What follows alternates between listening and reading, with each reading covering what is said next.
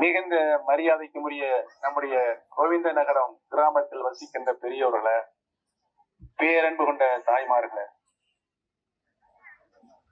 இங்கு குழுமி இருக்கின்ற பெரியோர்களே, தாய்மார்களே, இங்கு இப்பொழுது உங்களை எல்லாம் சந்திக்கின்ற ஒரு நல்ல வாய்ப்பினை உருவாக்கி தந்திருக்கின்ற கழக தலைவர், கழகத்தினுடைய தளபதி, மாண்புமிகு முதலமைச்சர் அவர்களுக்கு நான் எந்நாளும் நன்றி கடன் பட்டிருக்கிறேன் என்பதை இந்த கூட்டத்தின் மூலமாக தெரிவித்துக் கொள்ள கடமைப்பட்டிருக்கிறேன்.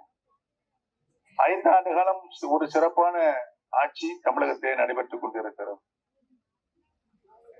இன்றைக்கு பல கட்சிகள் தமிழகத்தில் உருவாகி தேர்தல் களத்தில் நின்று கொண்டிருக்கிறது.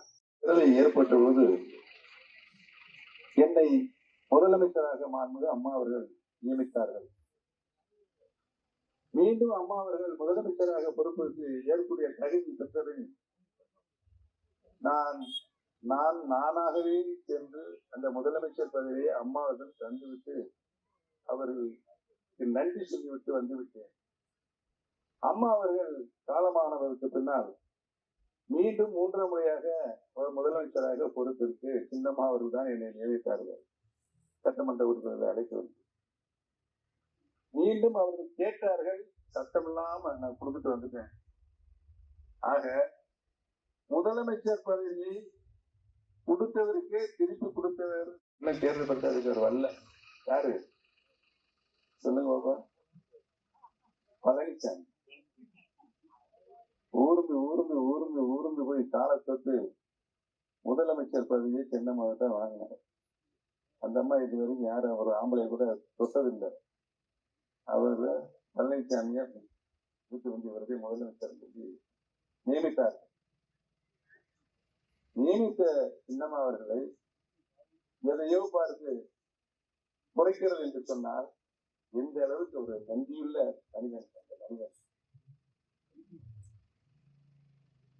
இதிலிருந்து யார் நன்றியுடையவர்களாக இருந்தார்கள் அரசியல் என்பதை தீர்மானிக்க வேண்டிய சக்திகளாக நீங்கள் இருக்கிறீர்கள். அவரிடம் போய்தான் இப்பொழுது நம்ம ஆளு எனக்கு ரொம்ப நல்ல ஃப்ரெண்டு யாரு? நாராயணசாமி. நல்ல ஃப்ரெண்டு. அவர் உண்மையை தவிர வேற எதுவுமே பேச மாட்டார்.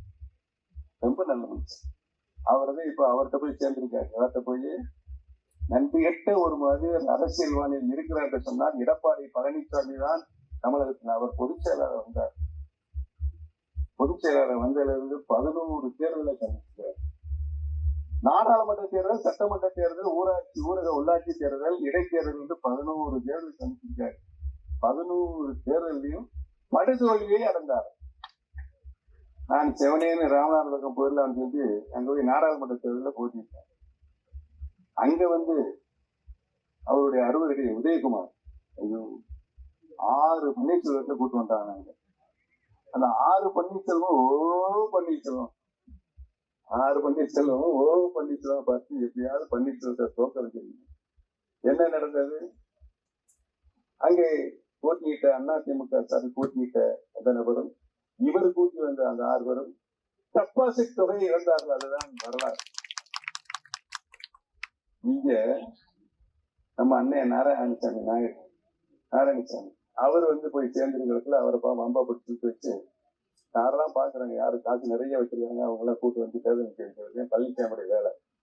அவர் போய் மாட்டிக்கிட்டாரு. அவரும் கெப்பாசிட்டி வந்துட்டாரு.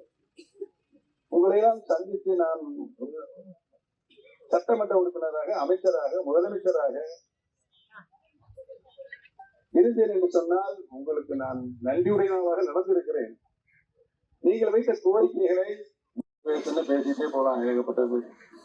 அவர் கொஞ்சம் பொய்ய சொல்லிட்டு இருக்காரு. இந்த பிரச்சாரத்தில் போய் நான் ஒண்ணுமே செய்யல. வச்சது எல்லா கல்வி நிறுவனங்களுக்கும் தேனி மாவட்டத்திற்கு, அது குறிப்பாக கோடிநாயக்க சட்டமன்ற தொகுதி கொண்டு வந்த ஒரே சட்டமன்ற உறுப்பினர் நான் தான்.